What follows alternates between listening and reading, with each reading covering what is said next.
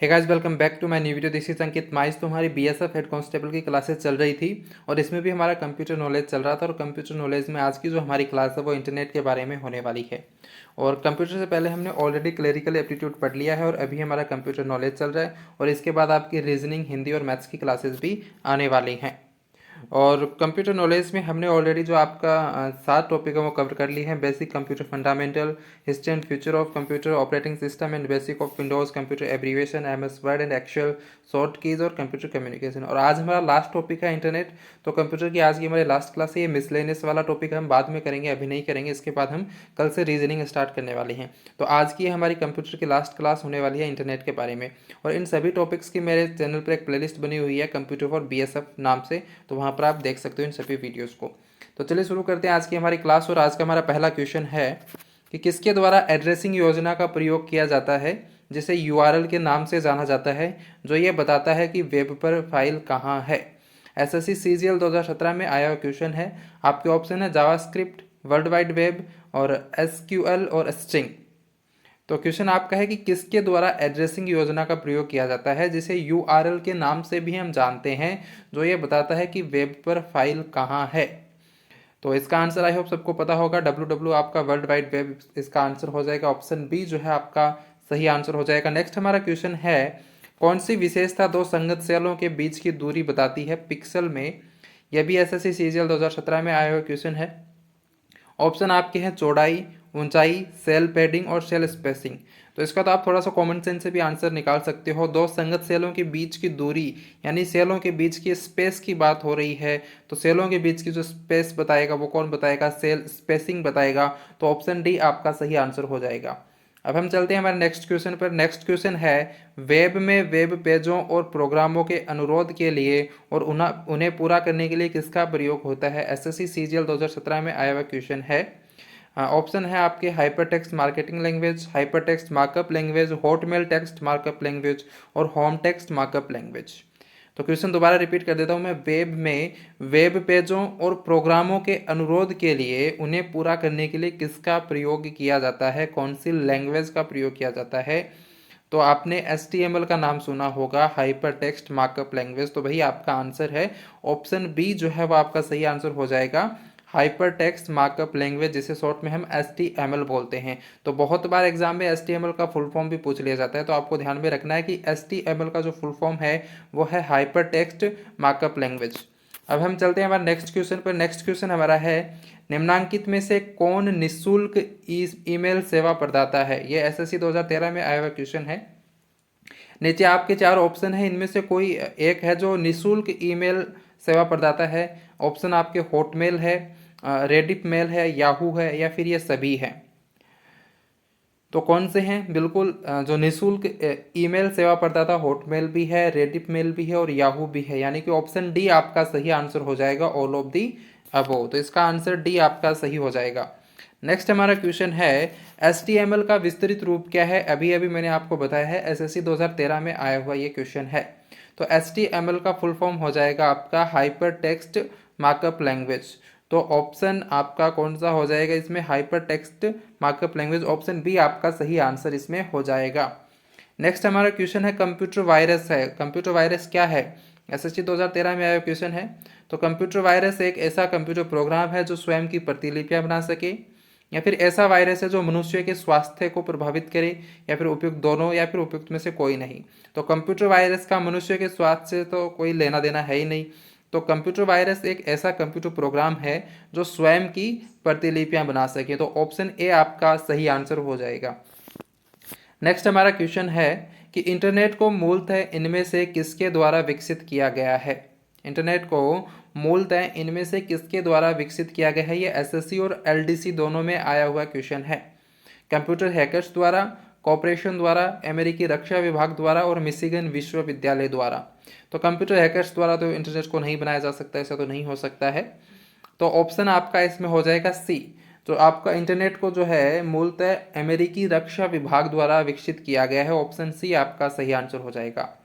Next हमारा question है, HTTP का असंक्षिप्त रूप क्या है। यानी कि HTTP का फुल फॉर्म क्या है। HTML का मैंने आपको ऑलरेडी बता दिया है, हाइपर टेक्स्ट मार्कअप लैंग्वेज। उसी तरीके से HTTP का जो है फुल फॉर्म क्या है, तो HTTP का जो फुल फॉर्म है वो है hyper text transfer protocol. Hyper text transfer protocol option आपका हो जाएगा इसमें ए, ऑप्शन ए इसमें सही आंसर हो जाएगा। हाइपर टेक्स्ट ट्रांसफर प्रोटोकॉल आपका इसका सही आंसर हो जाएगा। नेक्स्ट हमारा क्वेश्चन है, संगणक या कंप्यूटर शब्दावली में FTP का असंक्षिप्त रूप क्या है, यानी कि FTP का फुल फॉर्म क्या है। तो FTP का जो फुल फॉर्म होता है वो होता है file transfer protocol. File transfer protocol option D आपका सही आंसर हो जाएगा। अब हम चलते हैं हमारे नेक्स्ट क्वेश्चन पर। नेक्स्ट क्वेश्चन हमारा है ISDN का असंक्षिप्त रूप क्या है, यानी कि ISDN का फुल फॉर्म क्या है। SSC CGL 2017 में आया हुआ क्वेश्चन है। आपके ऑप्शन है इंटरनेशनल सर्विस डिजिटल नेटवर्क, या Indian service digital network, integrated service digital network, या फिर इंटरनल सर्विस डिजिटल नेटवर्क। तो ISDN का जो फुल फॉर्म हो जाएगा वो हो जाएगा integrated service digital network. Integrated service digital network option C आपका सही आंसर हो जाएगा। नेक्स्ट हमारा क्वेश्चन है, जंक ईमेल को क्या कहते हैं। RBI 2012 में आया हुआ क्वेश्चन है। ऑप्शन आपके हैं कैप, स्पूफ, या फिर स्नीफर स्क्रिप्ट, या फिर स्पैम। तो जंक ईमेल को आप सबको पता होगा स्पैम हम बोलते हैं। ऑप्शन डी हमारा सही आंसर इसमें हो जाएगा। नेक्स्ट हमारा क्वेश्चन है, आपके कंप्यूटर के डेटा को नष्ट करने वाला प्रोग्राम जो दूसरे कंप्यूटर को इन्फेक्ट करने के लिए ट्रेवल कर सकता है उसे कहते हैं। RBI 2012 में आया हुआ क्वेश्चन है। ऑप्शन आपके हैं इन्फेक्टर, टॉर्पीडी, हैरिकेन, या फिर वायरस। मैं क्वेश्चन फिर से रिपीट कर देता हूं कि कंप्यूटर के डेटा को नष्ट करने वाला प्रोग्राम जो दूसरे कंप्यूटरों को इन्फेक्ट करने के लिए ट्रेवल कर सकता है उसे हम क्या कहेंगे। तो जो दूसरे कंप्यूटर को इन्फेक्ट कर सकता है उसे हम कहेंगे इन्फेक्टर। ऑप्शन ए आपका सही आंसर हो जाएगा। या आपकी टोरीपीडी, हरिकेन, ये तो चक्रवात के प्रकार हैं, वर्ल्ड ज्योग्राफी में आपके आते हैं। और वायरस जो है वो दूसरे कंप्यूटर को इन्फेक्ट नहीं करता है, तो दूसरे कंप्यूटरों को भी इन्फेक्ट कर सकता है वो हो जाएगा, या उनको इन्फेक्ट करने के लिए ट्रेवल जो करता है इसका आंसर हो जाएगा इन्फेक्टर। नेक्स्ट हमारा क्वेश्चन है, एक आपको कुछ URL दिया हुआ है www.abcd.com। इसमें जो .com है वो क्या सूचित करता है। अब देखते हो ये बहुत सारे जो वेबसाइट होती है, किसी में .com होता है, किसी में .edu होता है, किसी में .in होता है, तो इनका कुछ मीनिंग होता है। तो इसी तरीके से .com जो है वो क्या सूचित करता है, फिर .com का फुल फॉर्म क्या है। कमर्शियल है, या फिर कॉरपोरेट है, या कोऑपरेटिव है, या फिर कंसिल है। कौन सा इसका सही आंसर होगा। तो जो .com है इसका जो मीनिंग होता है, या जो .com है वो क्या सूचित करता है, वो करता है कॉमर्शियल। ऑप्शन ए आपका सही आंसर हो जाएगा। नेक्स्ट हमारा क्वेश्चन है, निम्न में से कौन सा वेब ब्राउज़र के लिए एक उदाहरण है। ओपेरा, स्टारबक्स, गूगल एप्स, या फिर ओडिला। तो निम्न में से कौन सा वेब ब्राउज़र के लिए एक उदाहरण है। तो इसका सही आंसर हो जाएगा ओपेरा, जो कि आप लोग यूज़ भी करते होंगे शायद। नेक्स्ट हमारा क्वेश्चन है, वेब पेज पर दिखने वाले फिर खालिस्तान है को क्लिक किया जाए तो उससे दूसरा डॉक्यूमेंट खुलता है। SBI PO 2013 में आया हुआ क्वेश्चन है। तो इसका सही आंसर क्या होगा। ऑप्शन आपके हैं एंकर, URL, हाइपरलिंक, या फिर हेडिंग। तो इसका जो सही आंसर हो जाएगा वो हो जाएगा हाइपरलिंक। ऑप्शन सी आपका सही आंसर हो जाएगा। आप देखते हो जो आपको कुछ लिंक वगैरह आते हैं, कभी व्हाट्सएप पर भी कोई शेयर करते हैं, तो उस पर आप क्लिक करते हो तो कोई दूसरा डॉक्यूमेंट आपके सामने खुल जाता है। तो वेब पेज पर दिखने वाले हाइपरलिंक को अगर आप क्लिक करोगे तो उससे क्या है, दूसरा डॉक्यूमेंट खुलता है। नेक्स्ट हमारा क्वेश्चन है, कंप्यूटर हैकर है। SSC 2013 में आया हुआ क्वेश्चन है, कंप्यूटर हैकर क्या है। एक व्यक्ति जो कंप्यूटर की सुरक्षा बनाए रखता है, या फिर एक व्यक्ति जो व्यक्तिगत लाभ के दूषित इरादों से कंप्यूटर सुरक्षा का पालन नहीं करता है, या कंप्यूटर के सुरक्षित परिचालन हेतु उत्तरदायी एक व्यक्ति, या फिर कंप्यूटर सुधारने वाला एक व्यक्ति। तो हैकर तो आप सब जानते होंगे कि आज इसका अकाउंट हैक कर लिया है, आज उसका अकाउंट हैक कर लिया है, तो वो क्या करता है हैकर। तो इसका जो सही आंसर हो जाएगा वो हो जाएगा एक व्यक्ति जो व्यक्तिगत लाभ के दूषित इरादों से कंप्यूटर सुरक्षा का पालन नहीं करता है, यानी कि ऑप्शन बी आपका सही आंसर हो जाएगा। नेक्स्ट हमारा क्वेश्चन है, वीडियो कॉन्फ्रेंसिंग क्या है। यह भी SSC 2013 में आया हुआ क्वेश्चन है। ऑप्शन है आपके दूर संचार प्रौद्योगिकी का उपयोग करते हुए वीडियो कॉल का परिचालन, या फिर दूरभाष पर कॉल का परिचालन, या फिर दूरबीन प्रौद्योगिकी का उपयोग करते हुए वीडियो कॉन्फ्रेंस का परिचालन, या फिर उपयुक्त में से कोई नहीं। तो वीडियो कॉन्फ्रेंसिंग क्या है। तो वीडियो कॉन्फ्रेंसिंग जो है वो है दूरसंचार प्रौद्योगिकी का उपयोग करते हुए वीडियो कॉल का परिचालन। ऑप्शन ए आपका सही आंसर हो जाएगा। नेक्स्ट हमारा क्वेश्चन है, फाइलों को ट्रांसफर करने और संदेशों को आदान प्रदान करने के लिए किस यूटिलिटी का प्रयोग किया जाता है? एसबीआई 2012 में आया हुआ क्वेश्चन है ये। ऑप्शन आपके हैं वेब ब्राउजर्स या फिर www या फिर ईमेल या फिर सर्च इंजन। तो फाइलों को ट्रांसफर करने और संदेशों को आदान प्रदान करने के लिए किस यूटिलिटी का प्रयोग किया जाता है? तो आपको पता है संदेशों का आदान प्रदान और फाइलों को ट्रांसफर करने के लिए हम वेब ब्राउजर का यूज़ तो नहीं करते हैं, www का भी नहीं करते हैं, सर्च इंजन का भी नहीं करते। वहाँ पर हम कुछ सर्च तो कर सकते हैं लेकिन फाइलों का आदान प्रदान थोड़ी कर सकते हैं, संदेशों का आदान प्रदान थोड़ी कर सकते हैं। तो ऑप्शन सी आपका यहाँ पर सही हो जाएगा। ईमेल के थ्रू आप फाइल भी भेज सकते हो और अपने जो मैसेज होते हैं, संदेश होते हैं, उनको भी आप भेज सकते हो। तो ऑप्शन सी आपका सही आंसर हो जाएगा। नेक्स्ट हमारा क्वेश्चन है, उन एप्लीकेशनों को क्या नाम दिया जाता है जिनमें टेक्स्ट, ध्वनि, ग्राफिक्स, मोशन वीडियो और एनिमेशन का मिश्रण होता है? IBPS PO 2012 में आया हुआ क्वेश्चन है। मतलब यहाँ पर बहुत सारे, ये सारे मीडिया ही तो हैं भाई, टेक्स्ट, ध्वनि, ग्राफिक्स, तो मल्टी मीडिया हो गया एक तरीके से। आपके ऑप्शन है मोशन वेयर, एनीग्राफिक्स, वीडियोस्केप्स, मल्टी मीडिया। तो कौन सा सही आंसर हो जाएगा? मल्टीमीडिया। ऑप्शन डी आपका सही आंसर हो जाएगा मल्टीमीडिया, जिसमें टेक्स्ट भी है, आपका साउंड भी है, ग्राफिक्स भी है, मोशन वीडियो भी है, एनिमेशन भी है। इन सभी का जो मिक्सचर है वो क्या कहलाता है? मल्टीमीडिया कहलाता है। नेक्स्ट हमारा क्वेश्चन है, यूआरएल क्या होता है? IBPS PO 2012 में आया हुआ क्वेश्चन है। आपके ऑप्शन है computer software program, programming object का एक प्रकार, वर्ल्ड वाइड वेब पर डॉक्यूमेंट या पेज का address, unlimited resources for learning का संक्षिप्त अक्षर। तो URL क्या है? इसका आंसर जल्दी से कमेंट करके आप बताइए कि URL जो है वो क्या होता है। तो URL जो है वो वर्ल्ड वाइड वेब पर डॉक्यूमेंट या पेज का एड्रेस है। ऑप्शन सी आपका सही आंसर हो जाएगा। नेक्स्ट हमारा क्वेश्चन है, निम्न में से कौन सा ईमेल का भाग नहीं हो सकता है? IBPS PO 2012 में आया हुआ क्वेश्चन है। आपका पीरियड यानी कि डॉट, एट साइन या जिसे एट द रेट आप बोलते हो, या फिर स्पेस या फिर अंडरस्कोर। इनमें से कौन सा है जो कि ईमेल का भाग नहीं है? तो आप डॉट तो लगाते हो, पीरियड तो या तो आप लगाते हो जब भी आप बोलते हो, जैसे कि मेरा है अंकित 951095 डॉट, वहाँ पर डॉट लग गया, डॉट है ना। एट द रेट भी आप ईमेल में तो एट द रेट भी लगाते हो, लेकिन हम ईमेल में स्पेस नहीं देते हैं कहीं पर भी, अंडरस्कोर भी हम लगाते हैं। तो ऑप्शन आपका सी सही आंसर हो जाएगा, क्योंकि आपको पता है कि ईमेल में स्पेस कहीं पर भी नहीं लगता है, तो स्पेस जो है वो ईमेल का भाग नहीं होता है। नेक्स्ट हमारा क्वेश्चन है कि यूआरएल में निम्न में से कौन सा अवश्य होना चाहिए? यूआरएल में निम्न में से कौन सा अवश्य होना चाहिए? IBPS PO 2012 में आया हुआ क्वेश्चन है। प्रोटोकॉल आइडेंटिफायर, या फिर अक्सर आपका www, या फिर विशिष्ट रजिस्टर्ड डोमेन नेम, या फिर प्रोटोकॉल आइडेंटिफायर www और विशिष्ट रजिस्टर्ड डोमेन नेम, तीनों। कौन सा आपका आंसर होगा? यूआरएल में कौन सा अवश्य ही होना चाहिए? तो इसका जो सही आंसर हो जाएगा वो हो जाएगा प्रोटोकॉल आइडेंटिफायर www और विशिष्ट registered domain name. Option D आपका सही आंसर हो जाएगा। नेक्स्ट हमारा क्वेश्चन है, ईमेल अटैचमेंट क्या होता है? RBI 2012 में आया हुआ क्वेश्चन है। ऑप्शन आपके हैं प्राप्तकर्ता द्वारा भेजी गई रसीद, दूसरे प्रोग्राम का एक अलग डॉक्यूमेंट जो ईमेल मैसेज के साथ भेजा गया है, एक मेलिशियस पैरासाइट जो आपके मैसेज खा जाता है और कंटेंट्स नष्ट कर देता है, या फिर CC या BCC प्राप्तकर्ताओं की सूची। तो ईमेल अटैचमेंट क्या होता है? तो दूसरे प्रोग्राम का एक अलग डॉक्यूमेंट जो ईमेल मैसेज के साथ भेजा गया है। ऑप्शन बी आपका सही आंसर हो जाएगा। ईमेल अटैचमेंट जो आप अपने मैसेज के साथ, उस ईमेल के साथ अगर कोई पिक्चर वगैरह या वीडियोस वगैरह भेजते हो तो उसे हम ईमेल अटैचमेंट बोलते हैं। नेक्स्ट हमारा क्वेश्चन है, वेबसाइट में होम पेज का क्या अर्थ है? IBPS क्लर्क और IBPS 2014 में आया हुआ क्वेश्चन है। तो वेबसाइट में जो आपका वेबसाइट खोलते हो तो आपको सबसे पहले होम पेज दिखता है, तो उस होम पेज का अर्थ क्या होता है?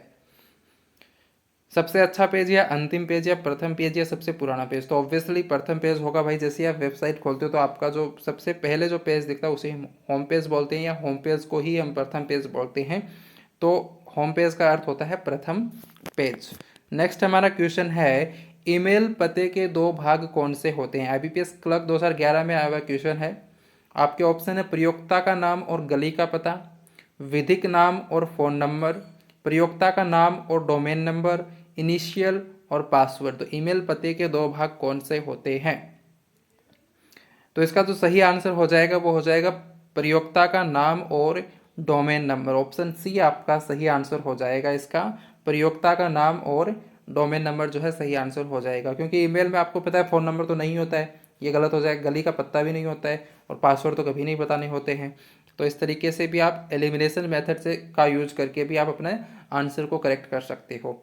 तो प्रयोक्ता का नाम और डोमेन नंबर इसका सही आंसर हो जाएगा। नेक्स्ट हमारा क्वेश्चन है, इंटरनेट के जरिए लोगों से संपर्क करने के लिए निम्न में से किसका प्रयोग किया जाता है? IBPS क्लर्क 2011 में आया हुआ क्वेश्चन है कि इंटरनेट के जरिए लोगों से संपर्क करने के लिए निम्न में से किसका प्रयोग किया जाता है? ईमेल एड्रेस का, डोमेन नेम का, यूजर नेम का या फिर पासवर्ड का?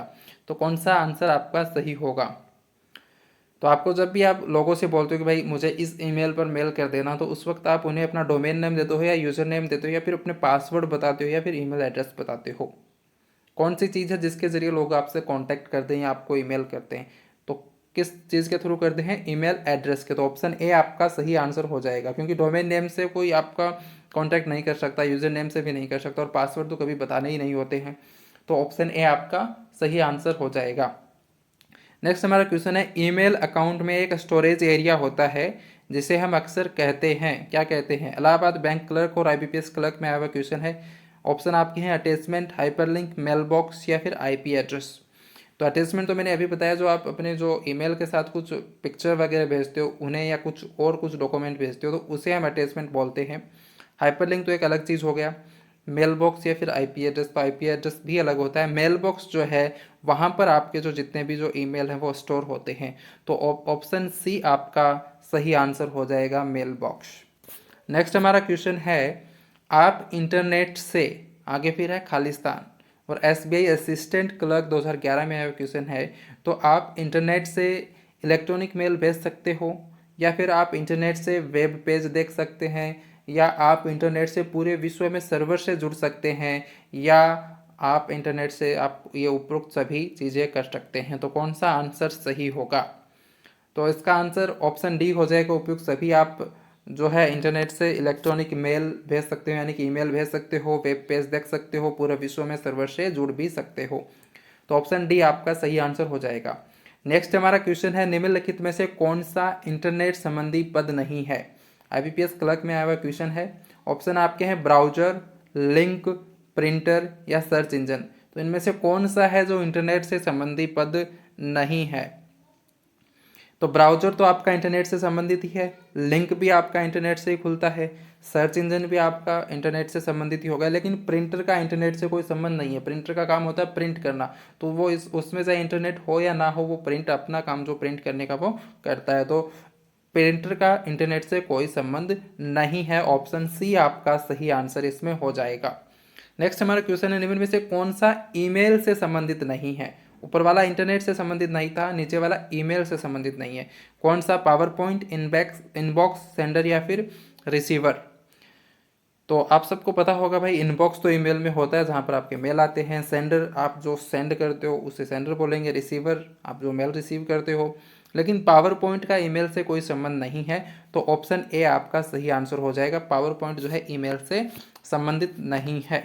नेक्स्ट हमारा क्वेश्चन है, शिक्षा संस्थान सामान्यतः अपने डोमेन नेम में किसका प्रयोग करते हैं? .org का यानी कि ऑर्गेनाइजेशन, .edu का यानी कि एजुकेशन, .inst या .com यानी कि कमर्शियल। तो कौन से का जो है शिक्षा संस्थान अपने डोमेन नेम में यूज करते हैं? तो शिक्षा संस्थान शिक्षा से संबंधित हैं, एजुकेशन से संबंधित हैं, तो एजुकेशन का शॉर्ट फॉर्म एडू, तो .edu का वो यूज करते हैं। ऑप्शन बी आपका सही आंसर इसमें हो जाएगा। नेक्स्ट हमारा क्वेश्चन है, क्लासरूम में न जाते हुए कंप्यूटरों के विषय में अध्ययन के लोकप्रिय तरीके को क्या कहा जाता है? आई लर्निंग या आइसोलेटेड लर्निंग या फिर ई लर्निंग या क्लोज लर्निंग? तो इन चारों में से कौन सा नाम आपने सबसे ज़्यादा बार सुना है, वही आपका सही आंसर हो जाएगा। क्या हो जाएगा? E learning. हम क्लास में नहीं जा रहे हैं लेकिन कंप्यूटर से हम पढ़ रहे हैं तो उसे ई लर्निंग ही बोलेंगे। ऑप्शन सी आपका सही हो जाएगा। और कोविड के टाइम में आपने यही किया है, ई लर्निंग ही आप सब लोगों ने किया है, क्योंकि ऑफलाइन तो आप जाते नहीं थे। नेक्स्ट हमारा क्वेश्चन है, पहले खालिस्तान दिया हुआ है, फिर है कि फोल्डर संदेशों की कॉपियां रखता है जिन्हें आपने आरंभ किया है तथापि भेजने हेतु तैयार नहीं है। ये लाइन शायद आपको समझ में नहीं आई होगी, लेकिन मैं आपको बता देता हूँ। जब आप किसी को कोई संदेश या मैसेज भेजते हो, आपने टाइप करना शुरू कर दिया है और आपने उसे सेंड नहीं किया, बीच में ही छोड़ दिया, आप वहाँ से बैक हो गए हो, तो फिर जो आपका वो मैसेज है ना, वो सेंड नहीं किया तो ऑब्वियसली वो जिसको भेज रहे हो उसके पास तो नहीं जाएगा और वो ड्राफ्ट्स के रूप में आपके पास मोबाइल में सेव हो जाएगा। तो यही क्वेश्चन बोल रहा है कि फोल्डर संदेशों की कॉपियां रखता है जिन्हें आपने आरंभ किया है, यानी कि जिन्हें आपने लिखना टाइप कर दिया है तथापि भेजने हेतु तैयार नहीं हो, अर्थात आपने उन चीज़ों को या उस मैसेज को भेजा नहीं है, तो वो आपके पास कहाँ पर आ जाएगा, ड्राफ्ट्स में आ जाएगा। तो आपका आंसर कौन सा हो जाएगा, ड्राफ्ट्स हो जाएगा। ऑप्शन सी जो है वो आपका सही आंसर हो जाएगा। ये आप अभी करके भी देख सकते हो, वीडियो कंप्लीट होने के बाद वो ड्राफ्ट्स में चली जाएगी। अगर आपने कोई मैसेज टाइप करना शुरू कर दिया और बीच में छोड़ दिया, उसे सेंड नहीं किया, तो वो आपके सामने ड्राफ्ट्स में चला जाएगा। नेक्स्ट हमारा क्वेश्चन है, एक मिनट, नेक्स्ट हमारा क्वेश्चन है, निम्न में से कौन सा सत्य नहीं है। कोई 4 ऑप्शन है, उनमें से कोई एक सत्य नहीं है, बाकी के 3 सत्य हैं। तो देखना है कि कौन सा इनमें से ट्रू है और कौन कौन से इनमें फॉल्स है। तो आपके सामने आपके ऑप्शन है, चैटिंग ईमेल के समान है। दूसरा ऑप्शन है, चैटिंग केवल एक व्यक्ति के साथ की जा सकती है। चैटिंग में बहुत से लोग शामिल हो सकते हैं, या फिर चैटिंग इलेक्ट्रॉनिक संवाद है। तो इनमें 3 सही हैं, कोई एक गलत है। जो गलत है वो आपको ढूंढना है और बताना है। तो चैटिंग ईमेल के समान है, बिल्कुल सही है। चैटिंग तो ईमेल के समान है भाई। चैटिंग में भी आप एक दूसरे से कन्वर्सेशन करते हो, एक दूसरे को मैसेज भेजते हो, ईमेल में भी वही चीज़ होती है। चैटिंग केवल एक व्यक्ति के साथ की जा सकती है, नहीं ऐसा तो नहीं है चैटिंग केवल एक व्यक्ति के साथ की जा सकती है। चैटिंग आप अपने ग्रुप भी होते हैं, फैमिली ग्रुप होते हैं, स्कूल कॉलेज के ग्रुप भी होते हैं, तो उसमें बहुत सारे लोग एक साथ बात करते हैं। तो चैटिंग में बहुत से लोग शामिल हो सकते हैं, ये तो सही है, लेकिन बी ऑप्शन गलत हो गया आपका। और चैटिंग इलेक्ट्रॉनिक संवाद है, ये भी बिल्कुल सही है। तो 3 सही है, ऑप्शन बी आपका गलत है, लेकिन इस क्वेश्चन के हिसाब से यही आपका सही आंसर हो जाएगा, ऑप्शन बी। क्योंकि उसमें पूछा था कौन सा सत्य नहीं है, तो ऑप्शन बी हो जाएगा। चैटिंग केवल एक व्यक्ति के साथ की जा सकती है, ये सत्य नहीं है, क्योंकि चैटिंग एक से अधिक व्यक्तियों के साथ भी की जा सकती है। नेक्स्ट हमारा क्वेश्चन है, ईमेल भेजना किसके समान है। आपका ऑप्शन है पत्र लिखना, तस्वीर बनाना, फ़ोन पर बात करना, पैकेज भेजना। तो ईमेल भेजना किसके समान है भाई, पुराने ज़माने में क्या काम करते थे जिसकी जगह अब ईमेल आ गया है। तो इसका आंसर तो आई होप सभी बता दोगे। ईमेल भेजना पत्र लिखना के समान है। पुराने ज़माने में पत्र लिखते थे, अब ईमेल भेज देते हैं, दोनों एक ही समान है, ईमेल भेजना और पत्र लिखना। नेक्स्ट हमारा क्वेश्चन है, अनजाने ईमेल अनुलग्नों को क्यों निकाला जाता है। Union bank of India clerk 2011 में आया क्वेश्चन है। आपके ऑप्शन है, आप जेल में जा सकते हैं, वह व्यक्ति आपको पहचान कर जख्मी या नुकसान कर सकता है, या गलत तौर तरीके हैं, या गलत मैनर्स हैं, इसमें वायरस हो सकता है जो आपके कंप्यूटर को नुकसान पहुंचा सकता है। तो अगर आपके पास कोई अनजाना ईमेल आ रहा है तो इसमें आप जेल में क्यों जाओगे भाई, पहला तो वैसे ही गलत हो गया। अब अनजाना ईमेल आ रहा है तो वो ईमेल आपको जख्मी तो नहीं कर सकता है, कोई नुकसान तो नहीं पहुंचाएगा, जख्मी तो नहीं करेगा ना फिजिकली। तो ऑप्शन बी भी आपका गलत हो जाएगा।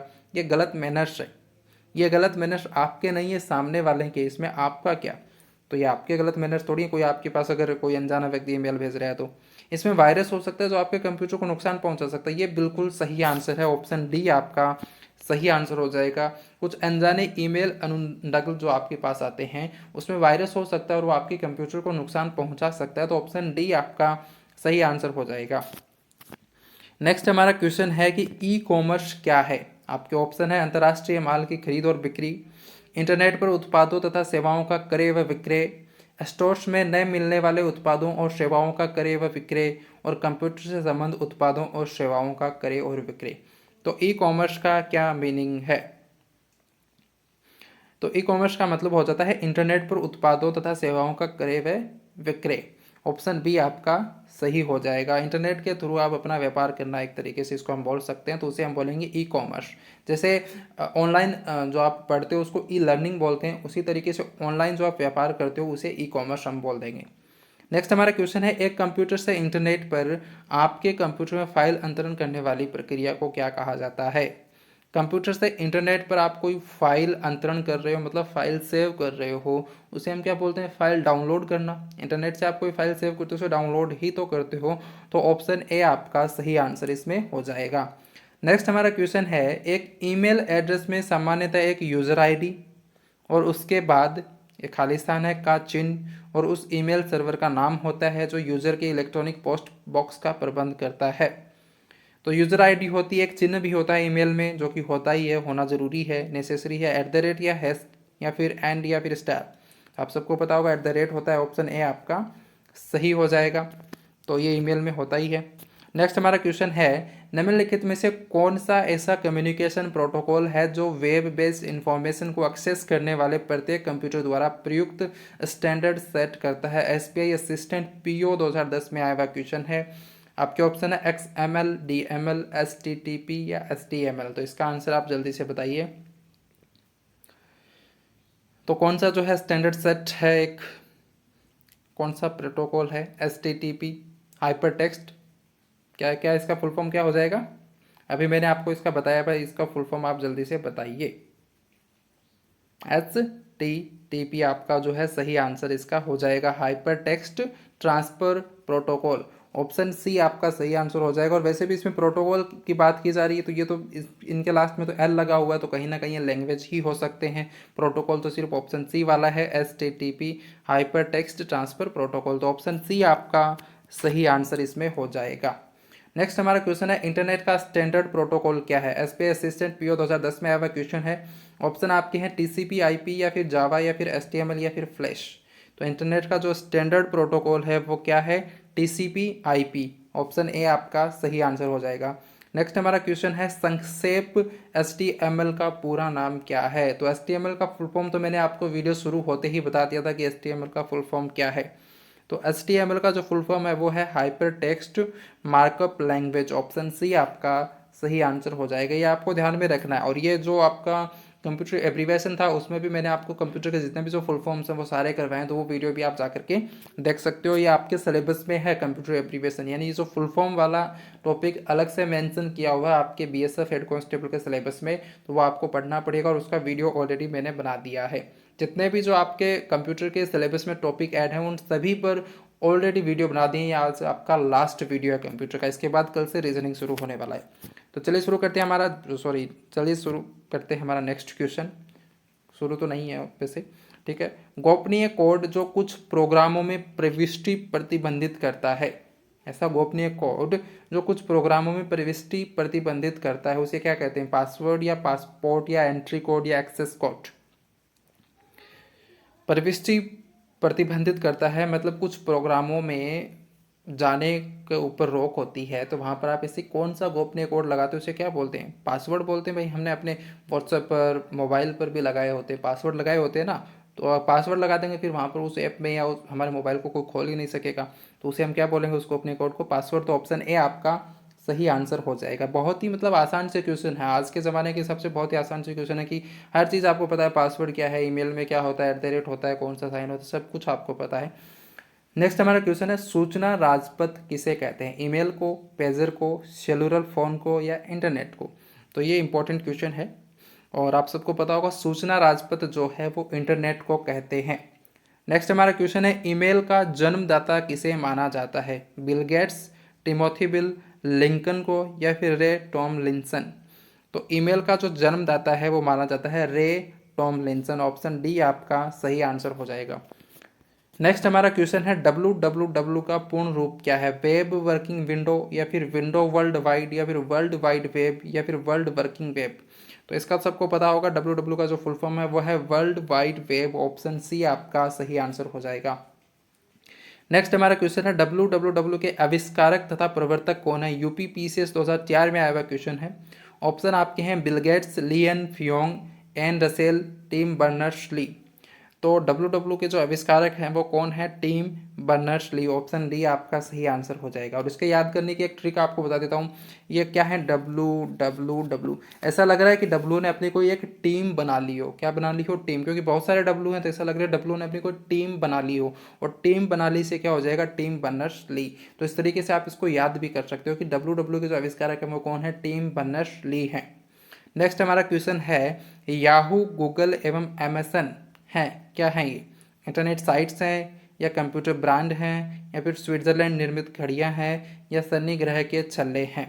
तो ये क्या चीज़ है? आप सबको पता होगा, याहू, गूगल और अमेजन जो हैं वो इंटरनेट साइट्स हैं। ऑप्शन ए आपका सही आंसर हो जाएगा। नेक्स्ट हमारा क्वेश्चन है, स्पैम किस विषय से संबंधित है? कंप्यूटर या कला या संगीत या फिर खेल? तो स्पैम जो है वो आपका कंप्यूटर से संबंधित है। ऑप्शन ए आपका सही आंसर हो जाएगा। नेक्स्ट हमारा क्वेश्चन है, मॉडेम का फुल फॉर्म क्या होता है? मॉड्यूलेटर, डीमॉड्यूलेटर या फिर मॉड्यूलेटर डीमॉड्यूलेशन या मॉड्यूलेटर डिस्कशन या उपयुक्त सभी? तो जो मॉडेम का फुल फॉर्म होता है वो आप सबको पता होगा, मॉड्यूलेटर डीमॉड्यूलेटर। ऑप्शन ए आपका सही आंसर हो जाएगा। नेक्स्ट हमारा क्वेश्चन है, ईमेल का पूरा नाम क्या होता है? इंग्लिश मेल, इलेक्ट्रिक मेल या इलेक्ट्रॉनिक मेल या फिर इसेंशियल मेल? तो ईमेल का जो फुल फॉर्म होता है वो होता है इलेक्ट्रॉनिक मेल। ऑप्शन सी आपका सही आंसर हो जाएगा। अब हम चलते हैं हमारे नेक्स्ट क्वेश्चन पर, और नेक्स्ट क्वेश्चन है, इंटरनेट का पूरा नाम क्या है? इंटरकॉन्टिनेंटल नेटवर्क है या इंटरनेशनल नेटवर्क है या फिर इंटरनल नेटवर्क है या फिर इंटरकॉम नेटवर्क है? तो इस इन तरीके के क्वेश्चन में आप जो है कंफ्यूज हो सकते हैं थोड़ा बहुत, क्योंकि देखने में आपको जो है सेम सेम ये ऑप्शन लगेंगे, लेकिन इंटरनेट का जो फुल फॉर्म होता है वो क्या होता है? International network. ऑप्शन बी आपका सही हो जाएगा। और ईमेल का फुल फॉर्म होता है इलेक्ट्रॉनिक मेल। तो वहाँ पर इलेक्ट्रॉनिक होता है और यहाँ पर इंटरनेशनल होता है, तो इन दोनों में कंफ्यूज आपको नहीं होना है। नेक्स्ट और आज का हमारा लास्ट क्वेश्चन है, अनसॉलिसिटेड ईमेल को क्या कहते हैं? आपके ऑप्शन है न्यूज़ ग्रुप, यूजनेट, बैकबोन या फिर स्पैम। तो इसका जो सही आंसर हो जाएगा वो हो जाएगा डी, अनसॉलिसिटेड ईमेल को हम स्पैम कहते हैं। ये आपका सही आंसर हो जाएगा। और ये हमारी आज की एक क्लास थी और कंप्यूटर की ये लास्ट क्लास थी। अब कल से हम रीजनिंग शुरू करने वाले हैं। रीजनिंग भी जिस तरीके से कंप्यूटर और क्लरिकल एप्टीट्यूड हमने टॉपिक वाइज किया है, जो आपके सिलेबस में मेंशन था, उसी तरीके से रीजनिंग भी हम टॉपिक वाइज करेंगे। जैसे जैसे जिस क्रम में आपके सिलेबस में मेंशन है उसी क्रम में हम करने वाले हैं। तो अगर वीडियो पसंद आए तो वीडियो को लाइक करना, चैनल पर नए हो तो चैनल को सब्सक्राइब करना। मिलते हैं नेक्स्ट वीडियो में। Thank you so much for watching. Bye.